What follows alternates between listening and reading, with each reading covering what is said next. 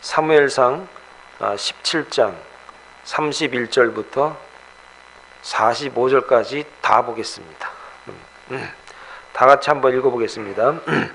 어떤 사람이 다윗이 한 말을 듣고 그것을 사울에게 전하였으므로 사울이 다윗을 부른지라. 다윗이 사울에게 말하되 그로 말미암아 사람이 낙담하지 말 것이라.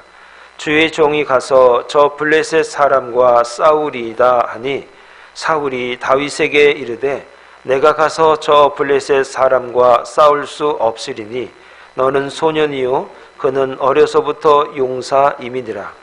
다윗이 사울에게 말하되 주의 종이 아버지의 양을 지킬 때에 사자나 곰이 와서 양떼에게 새끼를 물어가면 내가 따라가서 그것을 치고 그 입에서 새끼를 건져내었고 그것이 일어나 나를 해하고자 하면 내가 그 수염을 잡고 그것을 쳐 죽였나이다. 주의 종이 사자와 곰도 쳤은즉 살아계시는 하나님의 군대를 모욕한 이 할례받지 않는 블레셋 사람 일이이까 그가 그 짐승의 하나와 같이 되리이다. 또 다윗이 이르되 여호와께서 나를 사자의 발톱과 곰의 발톱에서 건져내셨은즉 나를 이 블레셋 사람의 손에서도 건져내시리이다. 사울이 다윗에게 이르되 가라 여호와께서 너와 함께 계시기를 원하노라.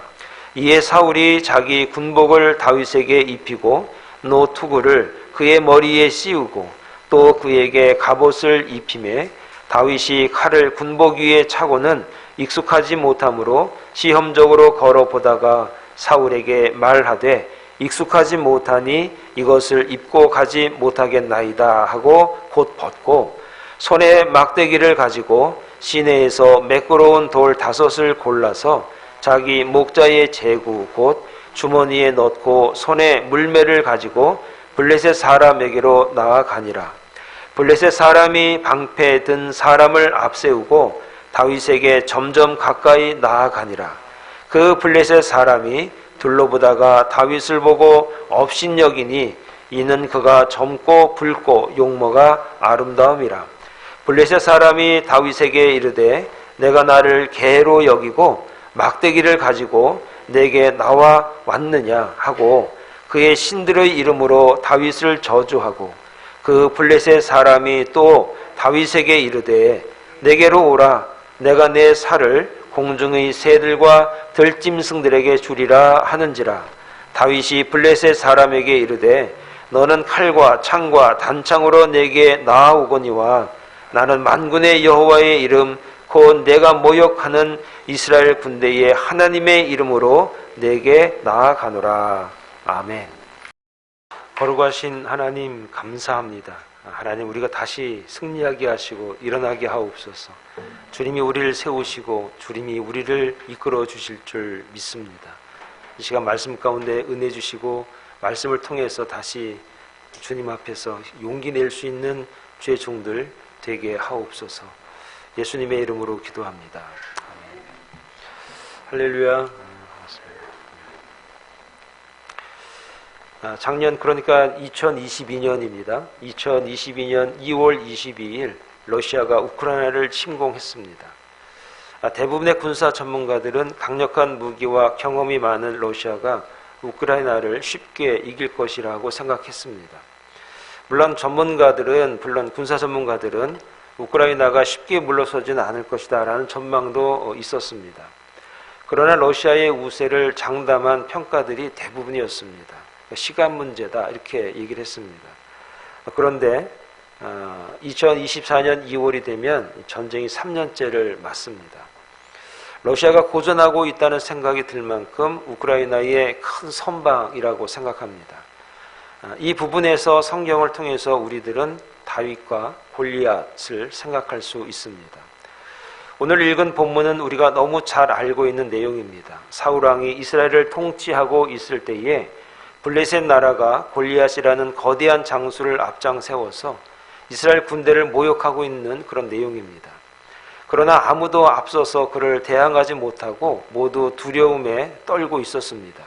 바로 그때 아버지의 부탁을 받고 형들에게 도시락을 가지고 간 다윗이 골리앗 장수가 이스라엘 군대를 모욕하는 장면을 목격하고 사울 왕에게 자신이 직접 나가서 골리앗과 싸우겠다고 말하는 장면이 오늘 본문의 내용입니다. 그러자 다윗의 형들이 다윗을 책망했습니다. 사울 왕도 그를 만류했습니다. 여러분, 사실 다윗은 골리앗의 적수가 될 수가 없는 자 아닙니까? 기록에 의하면 당시 다윗의 키가 얼마 정도 됐냐면 1m 50 정도 되는 겁니다. 저희 집사람보다 조금 작습니다. 그 정도니까 얼마나 작은 외소라는 걸 알지 않습니까? 반면에 골리앗의 키는 3m 정도 됩니다. 골리앗은 다윗보다 거의 2배나 컸습니다. 그 키에 덩치를 생각해 여러분 보시기 바랍니다. 거대한 곰이 아마 생각날 정도로 골리앗은 아마 엄청난 힘을 자랑하는 사람이었습니다. 물론 싸움은 키가 크다고 이기는 것은 아닙니다. 그리고 키가 작아도 싸움을 잘하는 사람들이 꽤 많습니다. 그러나 상대는 골리앗은 키가 큰 것이 아니라 그는 전쟁터에서 잔뼈가 굵은 장수입니다. 그에 비하면 다윗은 전혀 전쟁 경험이 없는 그냥 목동이었습니다. 양이나 몰고 다니면서 풀 먹게 하고 그런 일을 했던 그런 사람입니다. 결과를 먼저 말씀을 드리면 다 아시는 내용이지만 예상을 뒤엎고 소년 목동 다윗이 골리앗 장군을 이깁니다. 전혀 상대가 되지 않는 싸움에서 약자가 강자를 이긴 겁니다. 굉장히 통쾌한 장면입니다.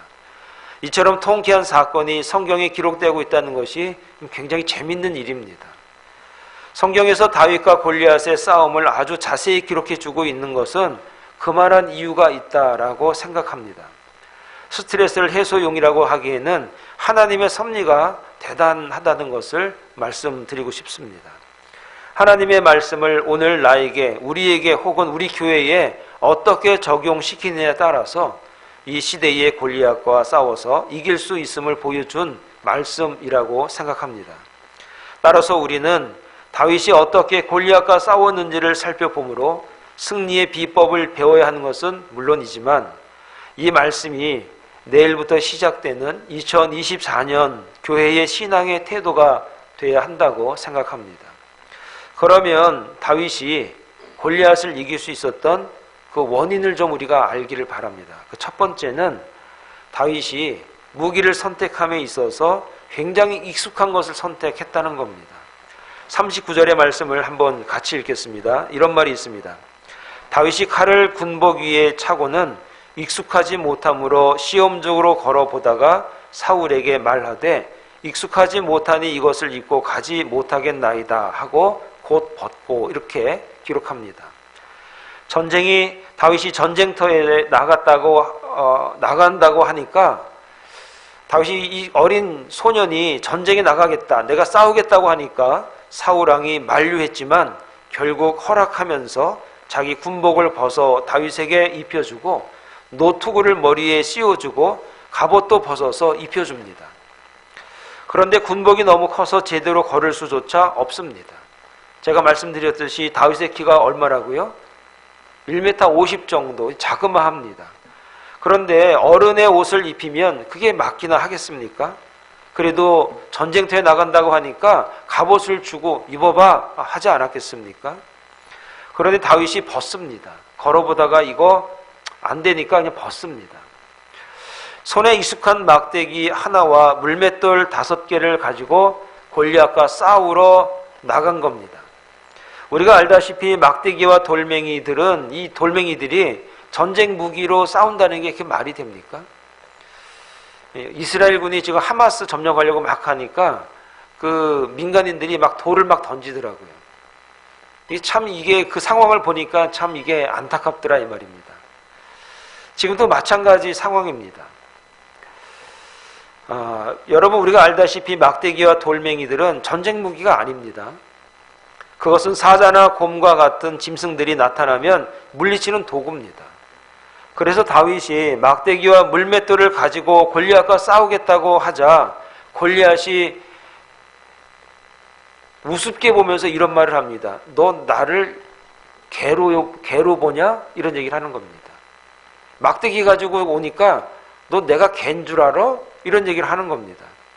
저는 어쩌면 다윗이 골리앗의 정서적인 면을 공략하려고 생각했을지도 모른다라고 생각합니다. 골리앗을 좀 방심하게 만드는 전략 아닐까? 왜냐하면 다윗은 목동으로서 사자와 곰이 와서 양떼를 공격할 때마다 막대기와 물맷돌로 그들을 물리쳤는데 익숙했습니다. 그런데 그 무기가 될까? 그걸로 되겠는가? 골리앗도 웃었습니다. 그런데 다윗은 골리앗에게 정말 막대기하고 물맷돌만 가지고 나간 겁니다. 여러분 우리가 성공하기 위해서 자신이 무엇을 가지고 있는지가 굉장히 중요한 것 같습니다. 우리가 잘 알지만 그 물맷돌로 그 막대기로 다윗이 골리앗을 이깁니다. 쓰러뜨렸습니다. 그럼 여기서 다윗이 가지고 나간 막대기와 물맷돌은 뭐냐는 겁니다. 여러분 우리가 알다시피 성공하기 위해서는 자신이 가장 익숙한 무기가 무엇인지 내가 가장 사용하기 쉬운 게 무엇인지 그걸 아는 게 중요하다는 겁니다. 그러면 오늘날 저와 여러분에게 가장 익숙한 무기가 무엇이냐는 겁니다. 다윗에게는 물맷돌이었습니다. 다윗에게는 막대기였습니다. 오늘 저와 여러분들에게는 세상과 맞서 싸울 때, 세상에 나아갈 때 여러분이 가장 익숙한 것, 잘 활용할 수 있는 것, 여러분이 누구보다도 내가 이거 하나는 잘해 라고 하는 것, 그게 뭐냐는 겁니다. 그것을 알고 있었던 사람이 다윗입니다. 내가 물매 하나는 끝내주지. 여러분 군뱅이도 구르는 재주가 있다라는 말, 그게 참 희한한 것 같습니다. 누구에게든 하나님이 주시는 재주 하나는 있는 겁니다. 여러분이 가지고 있는 것, 여러분이 누구에게도 지지 않을 수 있는 것, 잘할 수 있는 것, 익숙한 것, 그것을 다윗은 물매했던 것입니다. 여러분 세계적으로 유명한 리더십의 대가, 리더십 강의를 많이 한 사람 중에 한 사람이 존 맥스웰이라는 사람인데 그가 이런 말을 좀 했습니다. 자기의 강점, 즉 잘하는 것에 70%를 투자하고 그리고 새로운 일에는 한 25% 정도 투자하고 그리고 내 약점을 보완하는데 5%를 투자해라. 내가 약점이 있어가지고 사람들이요, 이거 극복해야 돼 라고 하면서 수많은 사람들이 사실은 내가 부족한 것, 약점, 그걸 갖다가 그걸 위해서 굉장히 많은 시간과 돈을 투자하더라 이 말이에요. 그러다 보니까 내가 잘하는 것을 뒤로 하고 내 강점을 뒤로 하다 보니까 경쟁력이 떨어진다는 얘기예요. 그러니까 내가 잘하는 것에 한 70% 정도 투자하면 누구도 범접하지 못할 능력이 생기게 된다라는 그런 강의였습니다. 그런데 우리는 여기서 다윗이 어떻게 이렇게 빠른 속도로 물매를 던져서 골리앗의 머리를 명중시킬 수 있었을까? 저는 이 설교할 때마다 골리앗한테 좀 미안해요. 맨날 머리 맞췄다 그러고 머리 떨어졌다 그러고 이러니까 참 죽은 지 굉장히 몇천 년 된 사람인데 지금도 막 그런 얘기하면은 좀 미안하기도 해요. 근데 또 합니다.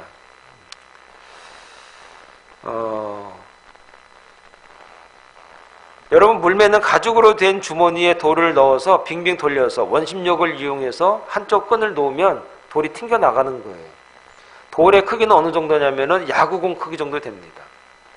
근데 그 야구공 크기 되는 돌입니다. 그 돌이 원심력을 이용해서 나아갈 때 사실은 지금 속도로 말하면 키로로 말하면 한 150, 200km 정도 나간다고 해요.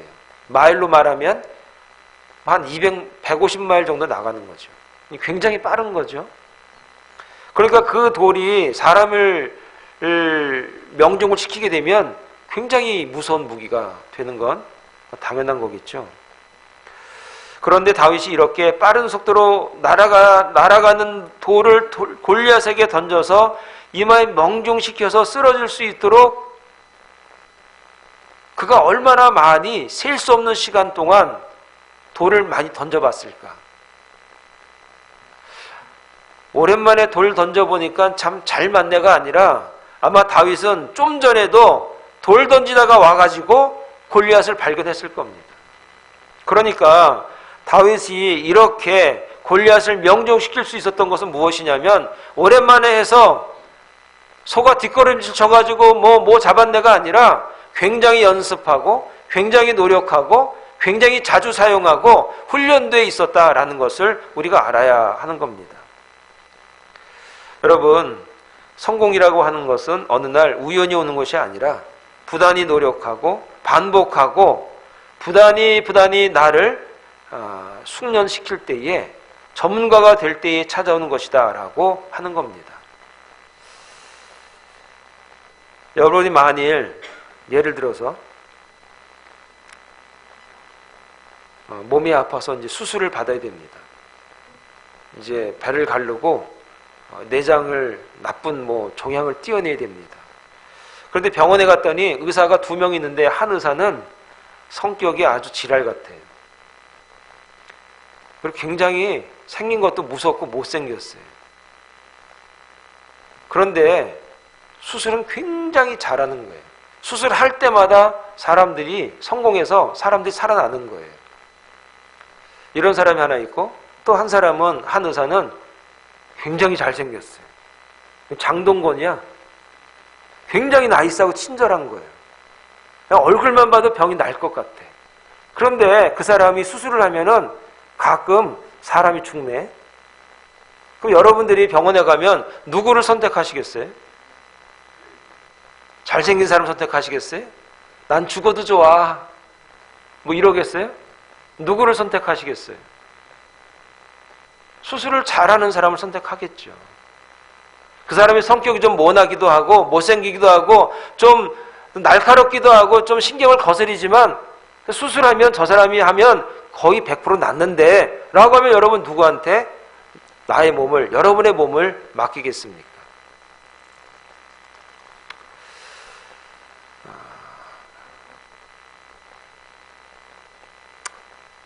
못생겨도 성격이 좀 안 좋아도 나를 치료할 수 있는 사람에게 나를 맡기는 게 당연하겠죠. 여러분, 실력이라고 하는 것은 이처럼 훈련하고 연습하고 그리고 준비되어 있어야만이 위기 때, 어려울 때, 골리앗이라고 하는 큰 산이 우리 앞에 있을 때 우리가 넘길 수 있는 능력을 발휘하게 됩니다. 바로 다윗이 골리앗을 이길 수 있었던 것은 이렇게 자기가 할 수 있는 것, 잘할 수 있는 것을 발전을 시켜서 그 능력을 가지고 골리앗을 이긴 겁니다. 여러분, 지금도 여러분이 할 수 있는 것이 있습니다. 신앙생활 하면서도 여러분이 잘할 수 있는 신앙생활의 방법이 있어요. 내가 잘 섬길 수 있는 그런 내용들이 있어요. 그것을 발전시키는 거예요. 그것을 가지고 더 훈련시키는 거예요. 그러면 하나님께서 그것을 쓰십니다. 두 번째로 생각이 바뀌어야 됩니다. 이 말이 무슨 말이냐? 40절에 보면 손에 막대기를 가지고 시내에서 매끄러운 돌 5을 골라서 자기 목자에 재고 곧 주머니에 넣고 손에 물매를 가지고 블레셋 사람에게 나아갔다. 이렇게 40절에 말합니다. 여러분, 다윗이 지금껏 물맷돌을 사자나 곰을 물리치는 데만 사용했습니다.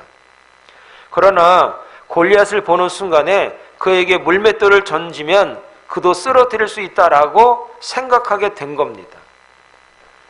여러분, 이 생각의 차이가 별거 아니라고 생각이 되지만 그렇지 않습니다. 맹수들을 향해서 던졌던 물매를 전쟁터에서도 통할 수 있다라고 생각한 겁니다. 그 생각이 적중해서 골리앗을 향하여서 던졌더니 그가 쓰러진 겁니다. 여러분, 다윗이 승리할 수 있었던 게 무엇이냐? 이런 생각의 전환인 겁니다. 생각을 바꾼 겁니다. 여러분, 신앙생활이 무엇이냐? 사실은 생각을 바꾸는 겁니다. 내가 가지고 있었던 고정관념을 바꾸는 것이 신앙생활이고 용기이고 믿음이라는 겁니다. 다윗이 내가 이거 돌 곰이나 잡았지 양이나 지킨 데 썼지 이 막대기에 그냥 뭐 양들이나 이렇게 툭툭 치면서 다녔지 거기서 머물렀다면 골리앗을 이기지 못하는 겁니다. 아, 이 무기도 저 골리앗, 저 어렵다고 하는 저 골리앗이라고 하는 사람 내가 쓰러뜨릴 수 있다라고 하는 생각, 이 돌이 무기가 될 수 있다라고 하는 생각의 전환, 이것이 그를 이기게 한 겁니다. 여러분, 하게 한번 묻습니다. 여러분, 신앙생활이라고 하는 것이 무엇일까요? 예수 믿는다고 하는 것이 무엇일까요? 예수 믿는다고 하는 것은 세상에 대한 도전입니다. 세상을 바라보는 시각의 전환입니다. 교회에서 친절하고 교회에서 정말 바른 말하고 고운 말하고 교회에서 정말로 헌신하고 이 모습들을 세상에 나가서 적용하면 사람들에게 될까? 무시하는 거 아니야? 라고 생각할 수 있습니다. 그런데 생각의 전환이라고 하는 것은 용기입니다. 도전해보는 겁니다. 바로 다윗이 생각을 바꿨더니 자기가 가지고 있는 것이 어마무시한 무기가 된 겁니다. 그 무기로 골리앗을 이긴 겁니다. 여러분, 우리가 가지고 있는 생각이 여러분 가지고 있는 것으로 끝나지 마시고 그것을 한번 주님의 은혜로 말씀을 가지고 전환시켜 보시기 바랍니다. 그러면 여러분을 통하여서 역사가 일어나고 하나님께서 여러분을 통하여서 승리의 능력으로 우리에게 축복하실 줄 믿습니다.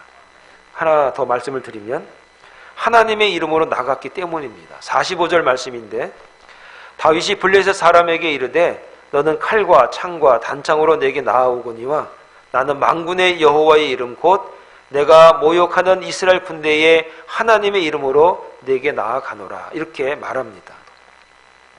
다윗은 싸움을 할 때에 자기의 이름으로 나가지 않고 하나님의 이름으로 나갔습니다. 내가 돌 하나는 잘 던져 내가 누군지 알아?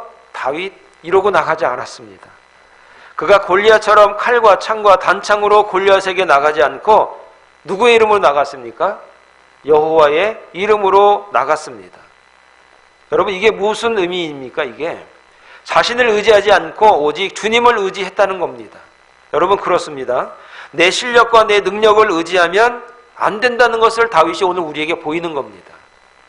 오직 예수 그리스도를 의지하여서 그분의 이름으로 나아가야만 한다는 것을 다윗이 알고 있었습니다. 어떻게 우리가 예수님의 이름을 사용하면 승리할 수 있을까라는 문제가 우리에게 주어지는 문제 아닙니까? 그러면 여러분, 요한복음 14장 14절에 이런 말씀이 있습니다. 너희가 내 이름으로 무엇이든지 구하면 내가 시행하리라 그랬습니다. 너희가 내 이름으로 무엇이든지 구하면 내가 시행하리라 이런 말이 있습니다. 여러분, 이 말의 의미가 무엇입니까? 예수 그리스도의 이름으로 우리가 구하면, 요구하면, 기도하면 하나님께서 일하시겠다는 겁니다. 내가 움직이겠다는 얘기입니다. 여호와의 이름으로 나가면 여호와께서 움직이시고 여호와께서 일하시고 여호와께서 역사하시겠다는 것을 다윗이 알았습니다. 오늘 우리에게 다윗이 말해줍니다. 오늘 우리에게 지혜를 줍니다. 오늘 우리에게 굉장히 중요한 삶의 승리의 요소, 내용을 가르쳐 주는데 하나님의 이름으로 나가는 겁니다. 주님의 이름으로 나가라는 겁니다. 그러면 그분이, 그 하나님께서 일하신다는 겁니다. 사도행전 3장에 보면은 38년 동안 그 안진뱅이에 관한 내용이 나옵니다. 여러분, 38년 동안 앉아서만 있었습니다. 어떻게 됐을까요? 그 사람이 얼마나 인생이 불안하고 누군가의 도움이 없으면은 혼자는 못 사는 인생 아닙니까?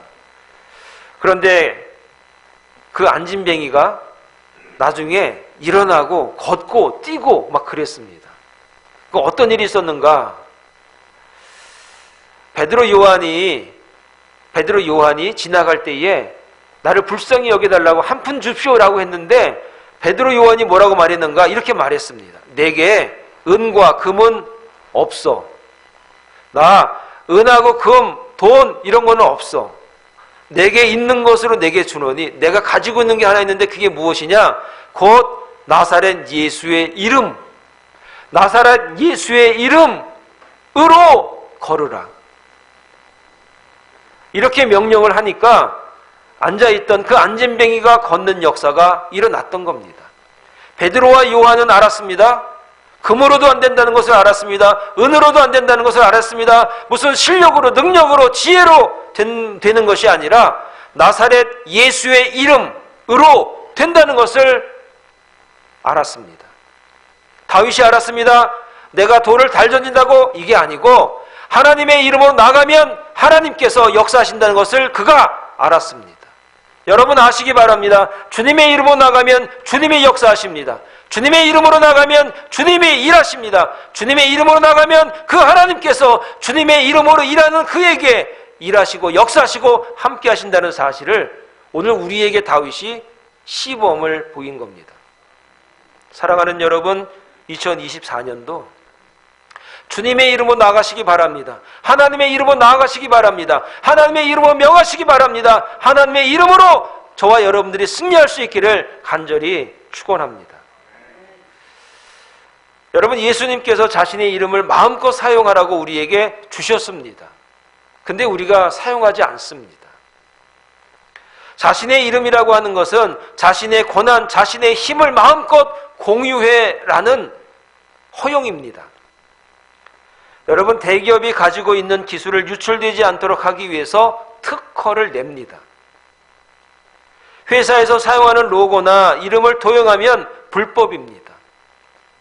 불법인 이유는 불량품으로 인해서 회사에 큰 이미지 손실을 줄 수 있기 때문에, 또 하나는 어렵게 개발한 기술이 유출되면 그동안 투자한 돈, 시간이 다 하루아침에 물거품이 됩니다.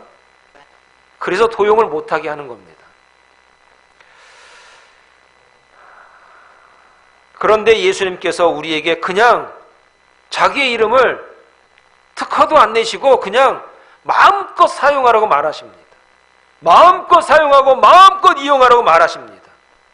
나한테 돈 낼 필요도 없고 특허 낼 필요도 없고 그냥 자유롭게 내 이름으로 무엇이든지 구하기만 하면.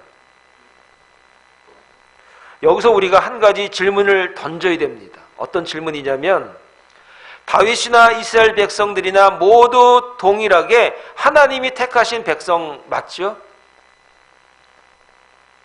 지금 골리앗 앞에 서 있는 다윗이나 골리앗 앞에 서 있는 다윗이나 다윗 뒤에서 그 전쟁이 어떻게 되나 물끄러미 쳐다보고 있는 이스라엘 백성들이나 하나님이 선택한 백성들 맞죠? 다윗이 전쟁에 나갈 때 이렇게 말했습니다. 저 할례 받지 못한 사람이 우리를 모욕합니다. 이거 창피하지도 않습니까? 이런 얘기를 하는 겁니다. 그러니까 우리 모두는 할례 받은 사람, 하나님의 백성이란 얘기입니다. 그런데 다윗은 골리앗 앞에서 그를 쓰러뜨리고 이스라엘 백성들은 벌벌 떱니다. 뭐가 다른 겁니까? 뭐가 문제입니까? 뭐가 차이 나는 겁니까?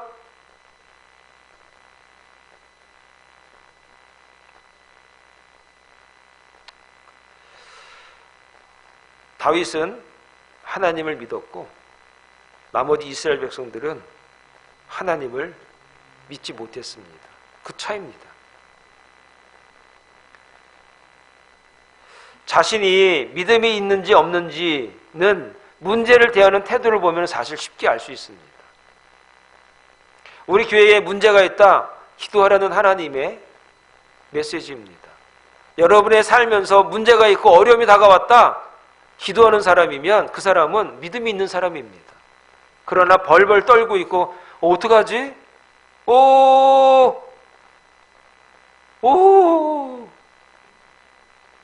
믿음이 없는 겁니다. 여러분, 다윗은 믿음이 있었습니다. 그러니까 골리앗 앞에서도 그냥 당당한 겁니다. 왜냐하면 하나님을 믿으니까. 로마서 10장 17절에 보니까 이렇게 말합니다. 그래서 이 믿음이 어디서 온 줄 말하는데, 믿음은 들음에서 나며 들음은 그리스도의 말씀으로 말미암느니라. 다윗은 하나님의 말씀을 들었을 때에 그 말씀을 믿었습니다. 그 말씀이 다윗에게 믿음이 되었습니다. 그래서 골리앗 문제 앞에 떨지 않았습니다. 여러분, 우리가 문제 앞에서 떨고 두려워하고 걱정하는 이유는 무엇이냐면 하나님의 말씀이 없기 때문이에요. 하나님의 말씀을 믿지 못하기 때문이에요. 하나님을 교회에서만 믿었지 바깥에서는 믿지 못하기 때문이에요. 생각의 전환이 없기 때문인 겁니다.